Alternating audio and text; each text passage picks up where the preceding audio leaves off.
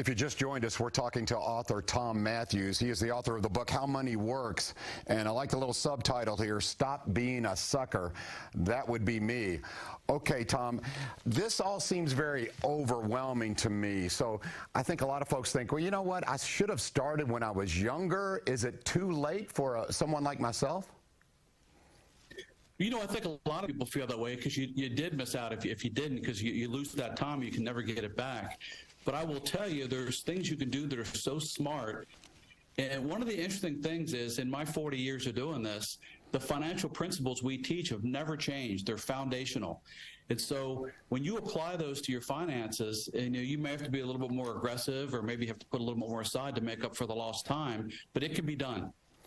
Interesting. So you're saying these financial principles have existed for a long time. They're always successful. Yes. So for those of us who use the excuse, now is not the time, the interest rates are really high, or the stock market is very volatile, you say, no, there's some principles that still apply, correct? There really is. When you look at the state of the economy now and all these things going on, none of that really has anything to do with your goals in 5 or 10 or 15 or 20 years. And so you've got to have this commitment to this, to sit down and look at your finances, learn this stuff, work with a professional, and get a plan put in place that can take you into the future in a real confident way, no matter what's going on in the economy. Tom, is there some takeaways maybe that we can do today? I know it's a new year and people are really motivated to change their lives for the better. Is there something you suggest that we could all do today that might really make a difference in the future? Well, I'll tell you, a lot of people wake up on January 1st and they'd like to get in better shape, so they want to go to the gym. But imagine if you don't know how to use any of the equipment or what exactly to do. So that's why you have to work with a fitness coach. We suggest you work with an effective financial coach for the same reason, that you can go into a new year with new financial goals and then work with somebody who can help you to really structure them properly and find the right products and services, and then put that in place for yourself with a real commitment long term, and then a belief that what you're doing is going to be good for you and that you're on the right path, and don't let anybody or anything talk you out of it. Tom, when we say stop being a sucker, what are some of the things or habits that suckers have? I hate to take the other side of the coin, but maybe some habits that we should all drop. Well, I'll tell you, one of them is putting your money in the bank. A lot of people have no other real savings but that, and it's such a low interest, and it's taxable, of course, that it's just not a smart thing to do long term. It's convenient, but other than that, it's not good for you. And that's just one example of each financial thing you do. You have to look at and just make sure, is it the best thing for me? Is it the best thing for my future?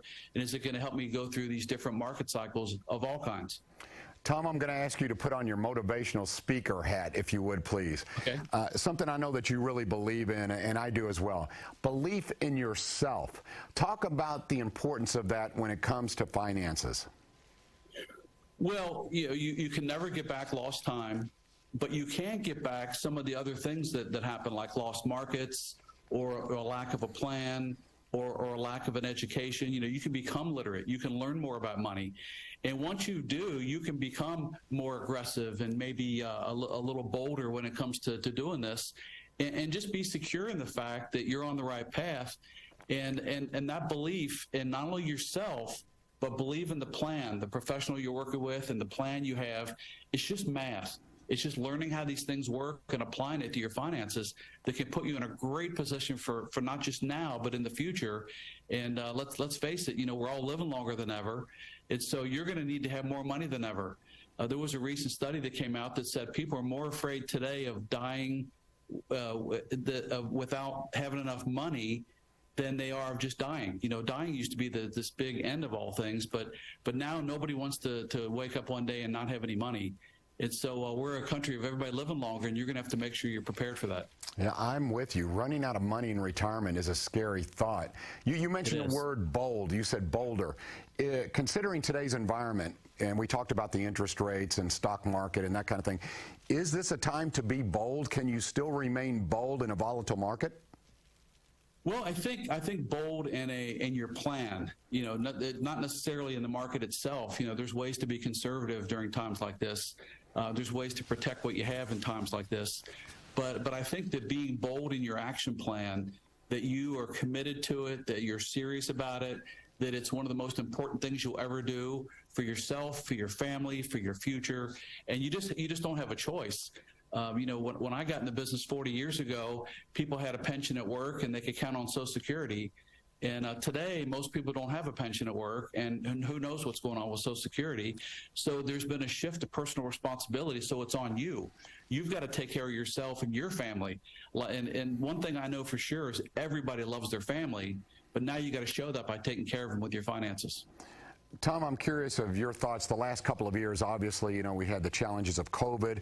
We had a lot of political unrest. It goes on and on. Are you bullish about the future of America financially as we move forward?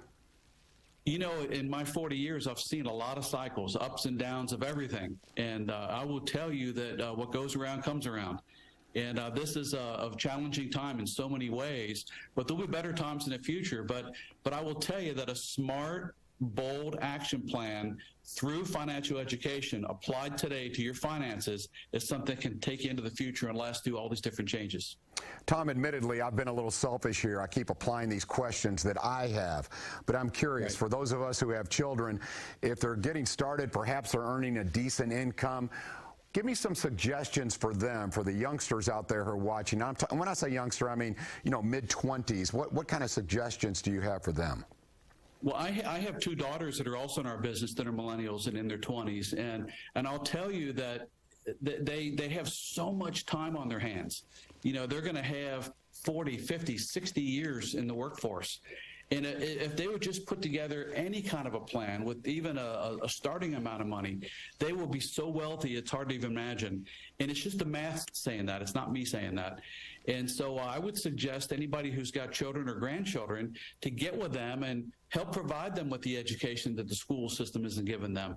Provide them with a book like How Money Works, and then encourage them and reward them for being smart with money and for doing the things that we all know you need to do to become successful with money, especially starting now, because you can never get yesterday back.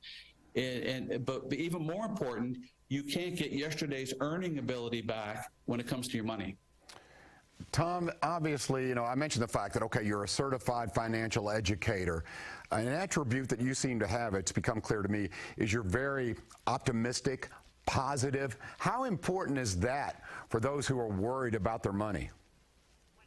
Well, I think that if you don't apply some positiveness, some uplifting mindset to what you're doing, then you're kind of doomed before you get started. You're going to give up. And this is something that's so important. This is your finances. Money's important to everybody. You got to make sure you do smart and wise things with it. And for whatever reason, this is not taught in schools yet. Some of the states are coming around, but by the end of 23, there'll still only be 15 states that mandate personal finance courses in high school. So the rest of the country is just hurting. And when I think about that, it really frightens me. That's the only thing that really frightens me, is that people won't even know anything about this and try and navigate the future with your money without that kind of education.